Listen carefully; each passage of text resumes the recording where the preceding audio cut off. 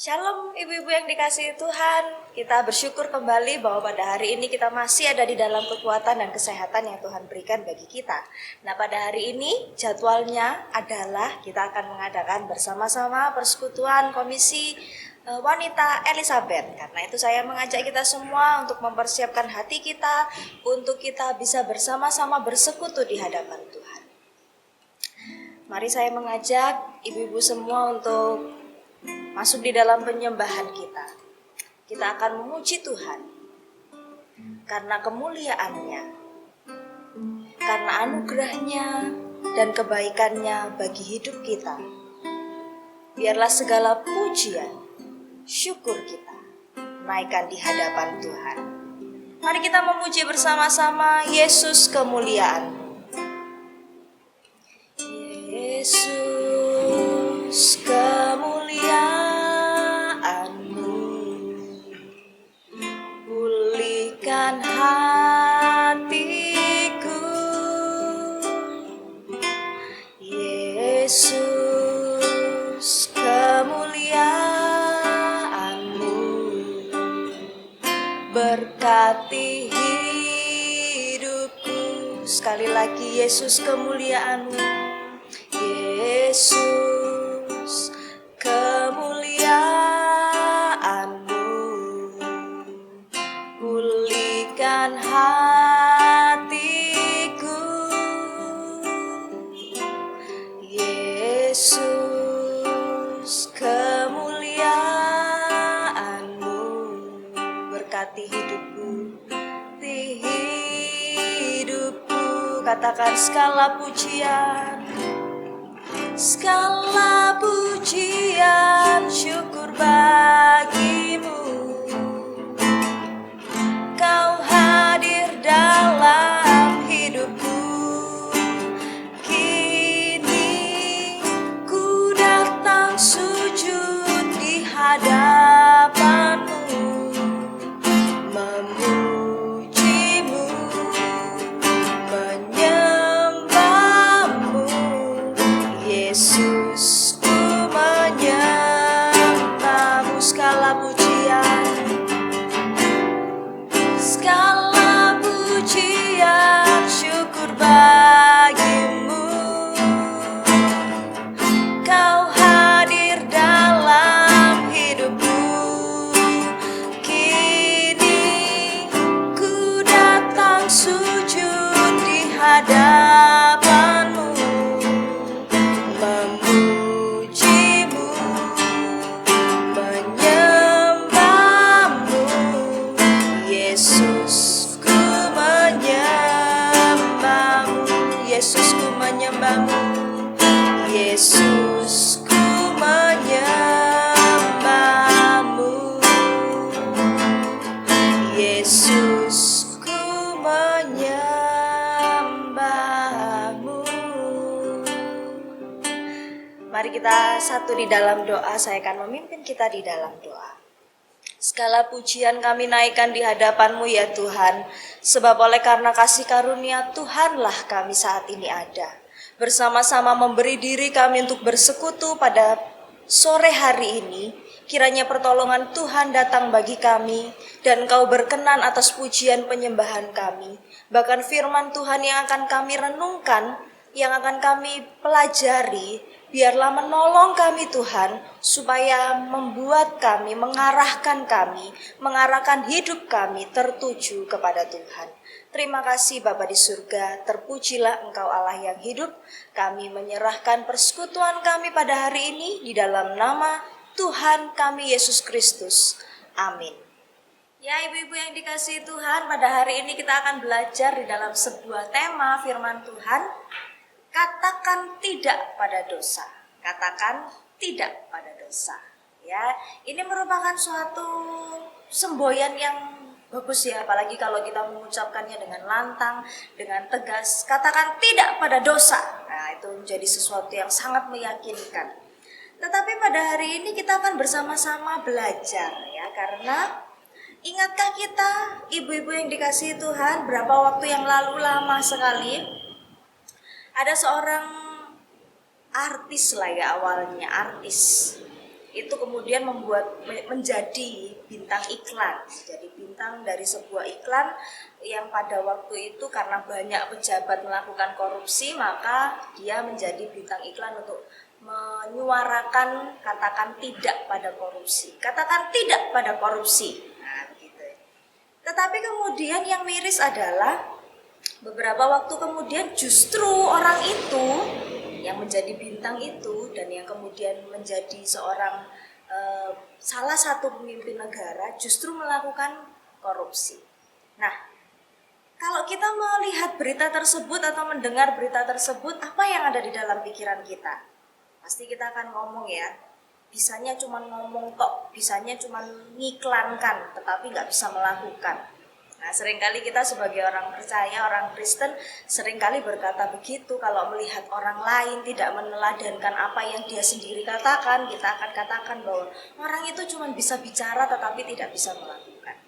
Nah, persoalannya adalah ketika pada hari ini kita belajar tema katakan tidak pada dosa. Nah, apakah kita adalah orang-orang yang juga hanya bisa omong tetapi tidak bisa melakukannya? Karena mengatakan tidak kepada dosa itu juga bukan sebuah hal yang mudah untuk dikerjakan. Dikatakan iya, saya berkali-kali mengatakan katakan tidak kepada dosa. Tetapi apakah saya sendiri sudah melakukannya dalam kehidupan saya? Apakah saya tidak mengalami kesulitan untuk tidak berkata tidak kepada dosa? Nah, pada hari ini kita akan bersama-sama merenungkan, merefleksikan, mengevaluasi diri kita terhadap katakan tidak pada dosa. Karena sebenarnya sejatinya bahwa orang Kristen, orang percaya harus mulai belajar untuk mengatakan tidak kepada dosa. Ini bukan hanya sekedar sebuah semboyan, tetapi seharusnya sebuah PR yang terus-menerus harus kita lakukan ketika kita mengatakan bahwa saya percaya kepada Kristus sebagai Juru Selamat. Nah, kita akan bersama-sama belajar. Saya mengajak ibu-ibu semua untuk membuka di dalam Titus pasal yang kedua ayat 11 sampai ayat yang ke-15. Titus pasal yang kedua ayat 11 sampai ayat yang ke-15. Silakan ibu-ibu membuka di dalam Alkitabnya masing-masing. Saya akan membacakan bagian firman Tuhan ini bagi kita. Dan mari kita menyimaknya perlahan-lahan. Saya akan membacakannya supaya kita semua bisa mengikuti dan bisa menyimak firman Tuhan yang akan kita pelajari bersama-sama. Titus pasal yang kedua ayat 11 hingga ayat yang ke-15. Kasih karunia Allah menyelamatkan semua manusia. Karena kasih karunia Allah yang menyelamatkan semua manusia sudah nyata, Ia mendidik kita supaya kita meninggalkan kefasikan dan keinginan-keinginan duniawi, dan supaya kita hidup bijaksana, adil, dan beribadah di dalam dunia yang sekarang ini. Dengan menantikan penggenapan pengharapan kita yang penuh bahagia dan penyataan kemuliaan Allah yang maha besar dan juru selamat kita, Yesus Kristus, yang telah menyerahkan dirinya bagi kita untuk membebaskan kita dari segala kejahatan dan untuk menguduskan bagi dirinya suatu umat kepunyaannya sendiri yang rajin berbuat baik. Beritakanlah semuanya itu, nasihatilah dan yakinkanlah orang dengan segala kewibawaan. Janganlah ada orang yang menganggap engkau rendah. Kita akan bersama-sama fokus di dalam ayat 11 dan ayat 12, oleh karena itu saya akan membacakannya sekali lagi bagi kita semua. Karena kasih karunia Allah yang menyelamatkan semua manusia sudah nyata. Ia mendidik kita supaya kita meninggalkan kefasikan dan keinginan-keinginan duniawi, dan supaya kita hidup bijaksana, adil, dan beribadah di dalam dunia sekarang ini. Demikian jauh pembacaan firman Tuhan bagi kita. Ya, ibu-ibu yang dikasihi Tuhan, Seperti yang sudah saya katakan tadi, bukan sesuatu hal yang mudah untuk mengatakan dengan yakin, katakan tidak kepada dosa, katakan tidak kepada dosa. Dan apalagi kalau kita mengatakannya kepada orang yang lain lagi, katakan tidak kepada dosa. Sebelum kita benar-benar bisa melakukan tema ini, maka kita perlu menjawab dulu dua pertanyaan kepada diri kita sendiri dan mengevaluasi diri kita dengan dua pertanyaan ini. Pertanyaan apakah yang harus kita jawab untuk supaya kita dapat berkata tidak kepada dosa? Mari kita memperhatikan di dalam ayat yang ke-11. Di dalam ayat yang ke-11 kembali dikatakan karena kasih karunia Allah yang menyelamatkan semua manusia sudah nyata. Nah, ini sebuah kalimat yang menarik dan ini menjadi ayat kunci di dalam perenungan kita pada hari ini. Pertanyaan yang pertama yang harus kita ajukan kepada diri kita supaya kita bisa berkata tidak kepada dosa adalah, sudahkah kita mengerti apakah kasih karunia itu? Sudahkah kita mengerti apakah kasih karunia itu? Ibu-ibu yang dikasihi Tuhan, kalau kita memperhatikan tema-tema di dalam minggu ini, di awal bulan, di dalam ibadah minggu kita belajar tentang apa itu anugerah. Kemudian kita belajar bahwa kita ini diselamatkan oleh anugerah. Bahwa uang kita, bahwa keluarga besar kita, ataupun kebaikan kita, ataupun kemurahan hati kita, tidak bisa menyelamatkan kita, tidak bisa membawa kita kepada sorga. Dan yang bisa melakukannya hanyalah anugerah dari Tuhan melalui salib Kristus. Itulah yang membuat kita menjadi selamat. Itulah yang membuat kita menjadi orang-orang yang ditebus dan mengalami kehidupan yang kekal. Dan di minggu yang lalu kita belajar bersama-sama bagaimana ketika kita hidup, kita sudah memperoleh keselamatan itu, maka bukan berarti kasus selesai, tetapi kita harus mengerjakan keselamatan kita. Nah, salah satu bentuk dari mengerjakan keselamatan kita adalah kita sendiri belajar untuk berkata tidak kepada dosa. Itu yang menjadi tema kita pada hari ini tadi, yang terus-menerus saya ulang.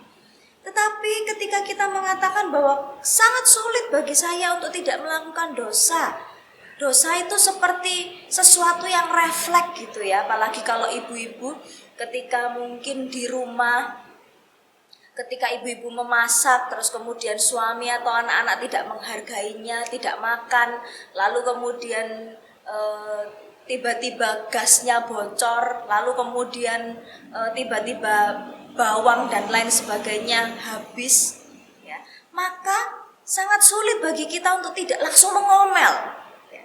Sangat sulit bagi kita untuk tenang dulu, pasti sangat sulit.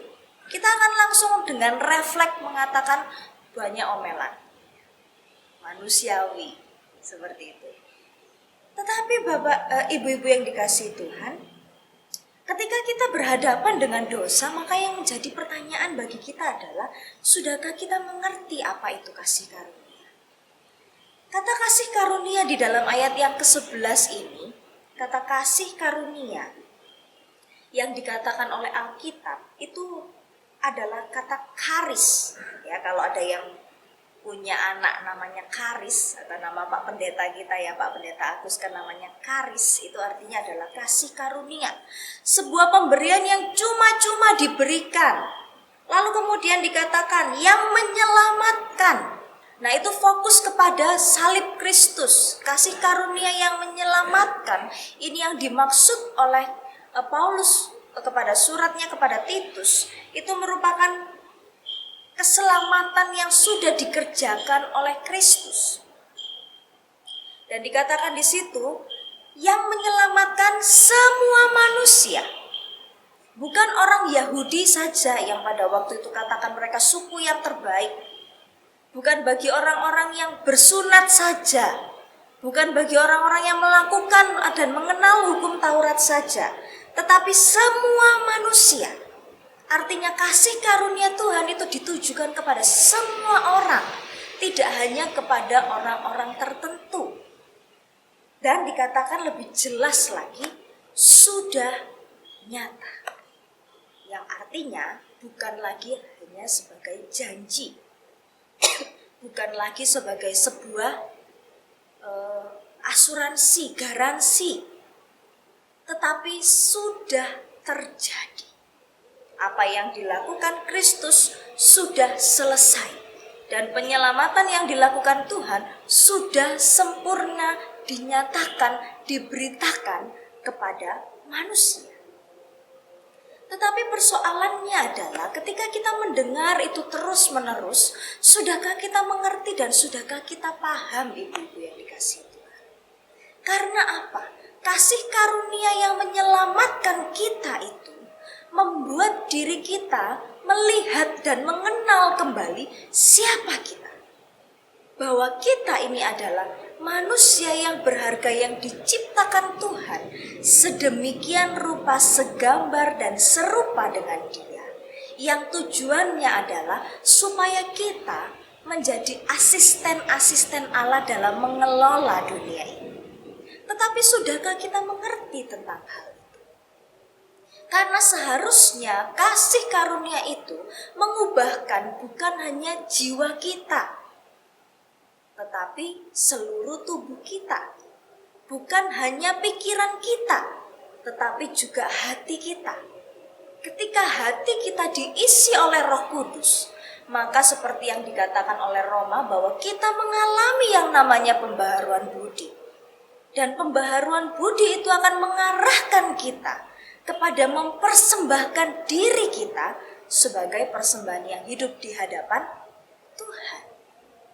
Nah, persoalannya ibu-ibu yang dikasihi Tuhan, tidak semua kita benar-benar mengerti, memahami bahwa kasih karunia itu menyelamatkan kita dan bahwa kita tidak perlu yang lain untuk menyelamatkan diri. Buktinya apa kalau kita belum memahami? Kita masih melihat keberhargaan kita dibanding dengan orang lain itu dari apa yang kita miliki. Oh, saya menjadi orang yang berharga karena saya memiliki uang. Oh, karena saya adalah orang yang tidak memiliki banyak uang, tidak punya mobil, maka harga saya di bawah dari ibu itu. Di bawah dari ibu itu. Karena saya tidak memiliki fisik yang cantik dan tinggi, maka Tuhan pasti melihat saya lebih rendah dari ibu itu. Atau ketika kita berada di dalam sebuah kondisi yang sulit, ketika kita berada dalam situasi pandemi, kita bekerja tetapi tidak banyak yang kita hasilkan, kita kemudian menjadi orang-orang yang khawatir. Bagaimana saya akan makan besok? Bagaimana saya akan hidup besok? Bagaimana cicilan saya akan saya bayar besok? Ibu-ibu yang dikasihi Tuhan, ketika kekhawatiran itu dan ketakutan itu menguasai kehidupan kita, maka jawabannya adalah mungkin kita tidak mengerti apa itu kasih karunia.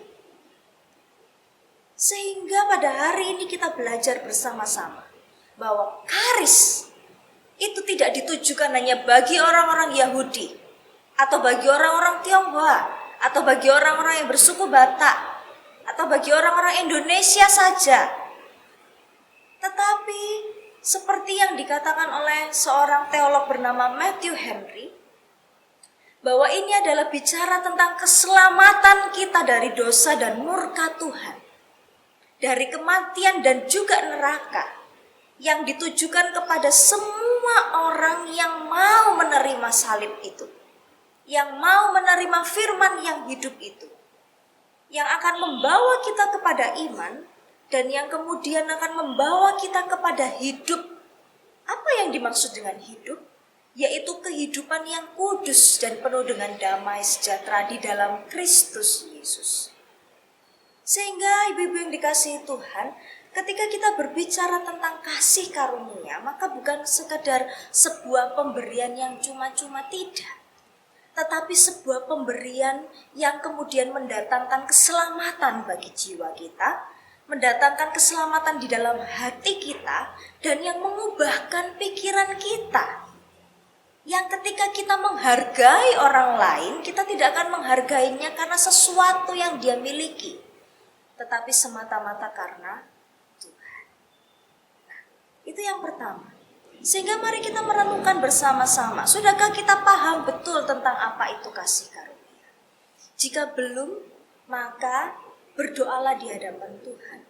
Belajarlah terus akan firman-Nya. Karena di dalam Alkitab kita akan mendapati banyak sekali ayat-ayat yang berbicara tentang keberhargaan kehidupan kita yang diberikan hanya karena kasih karunia. Itu yang pertama. Sehingga orang-orang yang sudah menerima kasih karunia seharusnya mengetahui bahwa kehidupannya tidak lagi menjadi budak dosa yang kemudian mengatakan ya terhadap dosa, tetapi menjadi orang-orang yang dimerdekakan di dalam Kristus yang mengatakan ya kepada melakukan firman Tuhan, bukan kepada dosa. Itu yang pertama. Yang kedua, pertanyaan yang harus kita ajukan kepada diri kita supaya kita bisa berkata tidak kepada dosa adalah, sudahkah kita mengerti apa itu kefasikan dan keinginan daging serta jeratnya? Dalam ayat yang ke-12, mari kita bersama-sama melihat kembali ayat yang ke-12. Ia, Tuhan Allah, mendidik kita supaya kita meninggalkan kefasikan dan keinginan-keinginan duniawi, dan supaya kita hidup bijaksana, adil, dan beribadah di dalam dunia yang sekarang ini. Ibu-ibu yang dikasihi Tuhan, Allah mendidik, dikatakan mendidik, bukan hanya mengarahkan, menghimbau. Ya, kalau menghimbau itu kan boleh dilakukan dan boleh tidak dilakukan. Tetapi ketika kita sudah menyatakan diri kita sebagai orang-orang Kristen, orang-orang yang mau hidup di dalam Kristus, maka dikatakan Allah akan mendidik kita, mengajar dan mendisiplin kita, supaya kita hidup meninggalkan, menolak sama sekali kefasikan dan nafsu duniawi. Apakah yang dimaksud dengan kefasikan dan nafsu duniawi? Yaitu kerakusan, kemarahan, nafsu birahi, balas dendam, mencintai kekayaan. Ya, itu adalah sikap-sikap orang-orang yang masih hidup di dalam hawa nafsu. Dikatakan di dalam bagian ini, jika kita melihat di dalam ayat pasal yang pertama, maka ayat-ayat ini ditujukan Tuhan melalui Paulus ya di dalam suratnya kepada Titus. Pada waktu itu Titus melayani orang-orang Kreta. Orang-orang bukan kereta api ya ibu-ibu, tetapi kereta. Di dalam ayat yang pertama, silakan dilihat di dalam Titus pasal yang pertama ayat yang ke-12. Dikatakan di situ, seorang dari kalangan mereka, nabi mereka sendiri pernah berkata, dasar orang Kreta pembohong, binatang buas, pelahap yang malas. Ayat yang ke-13 ditegaskan, kesaksian itu benar. Jadi Titus ini melayani di tengah-tengah orang Kreta yang meskipun mereka mendengar tentang Injil, meskipun mereka bisa dikatakan atau menyatakan diri sebagai, oh saya orang Kristen, tetapi dikatakan oleh nabi mereka sendiri, orang-orang Kreta itu penipu. Orang-orang Kreta itu adalah orang yang suka dalam tanda kutip memangsa rekannya sendiri, memanfaatkan, bahkan merugikan sesamanya untuk kepentingan dirinya sendiri. Lalu pelahap yang malas, rakus dengan makanan, ya, dengan banyak kekayaan, mereka rakus. Tetapi mereka adalah orang-orang yang pemalas. Ibu-ibu yang dikasihi Tuhan, bukankah itu yang diajarkan dunia pada hari-hari ini? Kalau saya lihat di Instagram ataupun di iklan-iklan biasanya di artikel di internet, ya, iklan yang menarik itu justru begini, sekarang ini. Anda mau tetap di tempat tidur dan menghasilkan banyak uang, Ya. Anda mau tetap duduk dengan ponsel Anda dan menghasilkan beratus-ratus juta? Kami punya solusinya. Itu bentuk iklan zaman sekarang. Padahal Paulus di dalam Alkitab mengajarkan kalau mereka tidak bekerja keras, janganlah mereka makan. Tapi apa yang diajarkan dunia ini? Sebuah kemalasan. Sebuah keuntungan yang datang dari tanpa perlu bekerja keras, tanpa perlu proses. Sesuatu yang instan bisa didapatkan. Ibu-ibu itu adalah nafsu duniawi. Apapun yang ada di belakang iklan itu, tetapi iklan itu dibuat dengan semangat supaya kita tidak perlu bekerja dengan keras, tetapi kita bisa menghasilkan banyak sekali uang dan kita akan nyaman. Kalau kita punya banyak uang, ibu-ibu bisa membeli apapun yang ibu-ibu suka. Ya, bukan uangnya, tetapi semua kepuasan yang bisa kita dapatkan dengan uang itu. Itu adalah kefasikan dan itu adalah keinginan daging.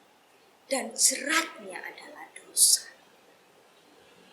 Kehidupan yang memuaskan diri, makan sampai puas, marah sampai puas, bekerja sampai kebutuhan menjadi puas, dan bukan memikirkan apa yang sopan dan yang benar dalam pandangan Tuhan. Kita diarahkan kepada kehidupan yang seperti itu. Dan sanggupkah kita belajar untuk menolak semuanya itu? Ketika kita di dalam situasi yang sangat mendukung kita untuk kita menjadi marah dan kita mengendalikan diri kita, maka kita menjadi orang-orang yang berhasil untuk menolak keinginan daging. Ketika kita mau mengikuti proses Tuhan untuk bekerja dengan keras, maka kita menjadi orang-orang yang melakukan hal yang benar di dalam pandangan Tuhan. Mengendalikan diri kita. Ketika kita tahu bahwa kehidupan kita sangat dekat dengan tidak mengakui Tuhan dan memuaskan diri kita dengan sesuatu yang menyenangkan secara dunia, maka itu yang bisa kita katakan bahwa kita menjadi orang-orang yang sudah mengerti apa itu kefasikan dan keinginan daging dan menjauhinya. Bekerja dan hidup melayani dengan pengendalian diri. Satu bagian dua roh yang disebutkan dalam Galatia pasal yang kelima. Suatu kali, seorang bernama Walter Mischel, seorang pakar psikologi, membuat sebuah eksperimen untuk melihat apakah anak-anak ini memiliki sebuah pengendalian diri. Berapa anak yang bisa memiliki sebuah bentuk pengendalian diri. Dan itu bukan sebuah hal yang mudah. Walter Mischel mengumpulkan 600 anak yang berusia 4-6 tahun sebagai objek eksperimennya. Di dalam sebuah kelas itu, mereka memasukkan anak-anak kecil itu, lalu kemudian memberikannya satu marshmallow. Marshmallow itu adalah sebuah permen yang rasanya manis dan enak, kenyal, ya. Terus kemudian bentuknya seperti spons gitu, ibu-ibu ya. Dan itu pasti anak-anak suka, tidak ada anak-anak yang tidak suka, kecuali anak-anak itu kena alergi manis atau apa permen atau segala macam, baru mereka tidak akan mungkin makan.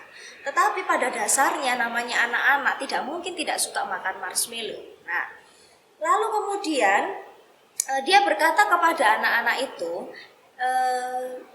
kalau misalnya mereka boleh memakan marshmallow itu setelah Profesor Walter Mischel keluar dari ruangan, silakan makan. Tapi kalau ada anak yang mau makannya nanti setelah 15 menit, maka mereka akan dapat satu marshmallow lagi. Ya, yang satu boleh langsung makan. Anak-anak itu diberi dua pilihan. Pilihan yang pertama adalah Setelah profesor keluar, mereka langsung makan, nggak apa-apa, silakan dimakan. Tapi pilihan yang kedua adalah kalau mereka berhasil menahan diri selama 15 menit dan dalam 15 menit kemudian dia baru makan marshmallow-nya, dia akan dapat hadiah 1 marshmallow lagi. Nah, apa yang terjadi? Ketika profesor itu keluar lalu kemudian masuk lagi, maka dia melihat dan dia mendapati dari penelitian itu di antara 600 anak, sebagian besar anak-anak itu memakan marshmallow-nya setelah profesor itu keluar. Tidak tunggu sampai 15 menit lagi. Hanya sebagian kecil yang bisa menahan dirinya untuk tidak makan marshmallow selama 15 menit.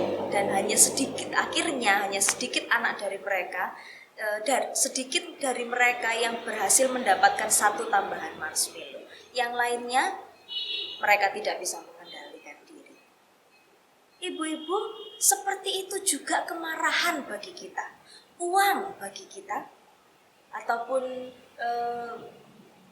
kehidupan-kehidupan yang sulit bagi kita. Kita seperti anak yang di depan kita itu ada sebuah marshmallow yang menggoda kita untuk bisa melakukan dosa. Pertanyaannya adalah, bisakah kita berkata tidak kepada keinginan untuk berbuat dosa itu? Ketika kita tahu bahwa jerat itu adalah tipuan-tipuan kuasa kegelapan untuk membawa kita kepada keinginan daging dan dosa, kita pasti akan menghindarinya. Tetapi ketika kita tidak mengerti apa itu kefasikan dan keinginan dunia, maka kita akan menjadi orang-orang yang lakukan saja seperti anak kecil yang memakan marshmallow. Sehingga ibu-ibu yang dikasihi Tuhan, berkata tidak kepada dosa menjadi sebuah PR bagi kehidupan kita. Sehingga untuk menyelesaikan PR itu kita mesti terus-menerus belajar. Yang pertama adalah mengerti akan kasih karunia Tuhan, bahwa kehidupan kita semata-mata hanya karena kasih karunia. Dan yang kedua adalah mengerti, mulai mengenali apa itu keinginan daging dan kefasikan, sehingga kita menghindarinya dan mengarahkan diri kita tetap di dalam kekudusan Kristus. Sehingga marilah kita belajar untuk memiliki semangat mengatakan tidak kepada dosa, katakan tidak kepada dosa melalui kehidupan kita yang terus-menerus diperbarui, hidup di dalam kasih karunia-Nya, bukan hidup di dalam keinginan daging dan juga hawa nafsu. Kiranya Tuhan memberkati kebenaran firman Tuhan ini. Mari kita akan berdoa bersama-sama menutup firman Tuhan, sekaligus saya akan mengajak ibu-ibu semua untuk berdoa bagi gereja kita. Mari kita berdoa. Bapa di dalam kerajaan surga, segala pujian dan syukur kami naik di hadapan Tuhan dan memohon pertolongan untuk firman Tuhan yang saat ini kami gumuli Tuhan, untuk berkata tidak kepada dosa.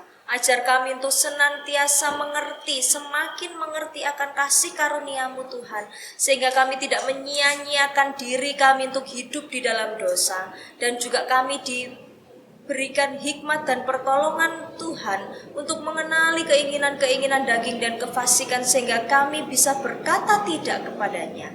Tuhan, tolong kami, sebab kami adalah umat yang sudah Engkau tebus dengan darah-Mu yang mahal, supaya kami mempergunakan hidup kami untuk seturut dengan kehendak Tuhan. Kami berdoa bagi gereja kami saat ini.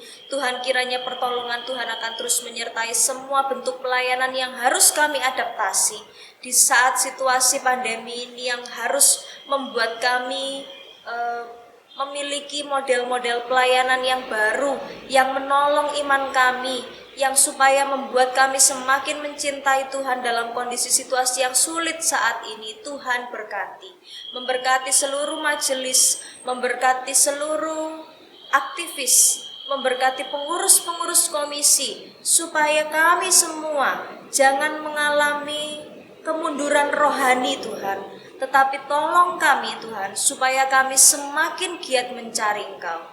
Sertai senantiasa kebutuhan gereja ini Bapa, mencukupkannya, sehingga segala bentuk pelayanan boleh tetap berjalan dengan baik. Terima kasih untuk kebaikan-Mu. Menyerahkan doa syafaat kami ini ke dalam tangan pengasihan-Mu, karena kami bersandar kepada Engkau.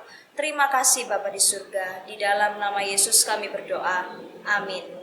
Ya, ibu-ibu yang dikasihi Tuhan, demikianlah persekutuan kita pada sore hari ini, sore menjelang malam hari ini. Ya, kita bersama-sama terus menyerahkan kepada Tuhan, terus berlutut, terus berdoa dengan sungguh-sungguh, karena kondisi ini bukan kondisi yang main-main. Ya, kondisi yang ketika kita tidak bisa bertemu di gereja, persekutuan kita satu dengan yang lainnya bisa semakin renggang. Persekutuan kita dengan Tuhan juga bisa semakin renggang.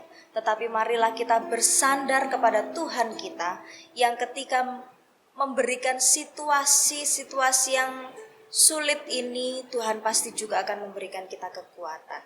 Karena Tuhan tidak pernah mereka-rekakan yang jahat, tetapi Dia mereka-rekakan yang baik. Kita akan mengakhiri persekutuan kita pada malam hari ini, sore malam hari ini. Kembali kita menaikkan pujian Yesus kemuliaan-Mu. Kita nyanyikan pujian ini dari refnya, segala pujian syukur bagimu.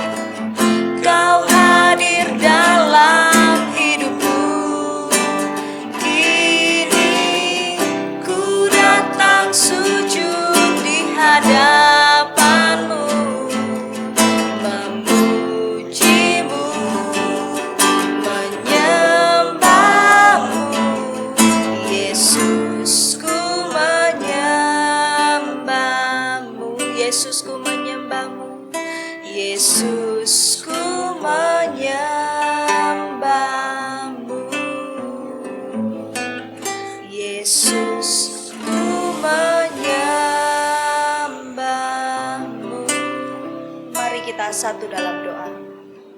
Segala pujian dan syukur kami di hadapan-Mu Tuhan. Kami menyembah Engkau, kami memuliakan Engkau. Sebab Engkau Allah yang mengatasi segala situasi hidup kami. Tolong kami Bapa supaya kami boleh belajar untuk berkata tidak kepada dosa. Dengan mengingat dan terus merenungi akan kasih karunia-Mu yang menghidupkan kami. Dan terus mengenali tipu daya kuasa kegelapan yang berusaha menjerat kami dengan keinginan-keinginan daging. Tolong kami ya Tuhan. Kiranya Engkau bertahta di atas gereja GKK Sidoarjo, Komisi Wanita Elizabeth, dan juga seluruh bangsa dan negara kami. Tuhan memberkati kami. Mengakhiri persekutuan pada hari ini ke dalam tangan pengasihan-Mu kami serahkan kehidupan kami ya Tuhan. Di dalam nama Tuhan Yesus. Kiranya kasih karunia dari Allah Bapa kita, damai sejahtera di dalam Kristus Yesus, kekuatan dan persekutuan dari Allah Roh Kudus, menyertai setiap kita dari saat ini hingga Tuhan Yesus datang kembali. Amin. Sampai jumpa dalam Selasa yang akan datang. Tuhan Yesus memberkati.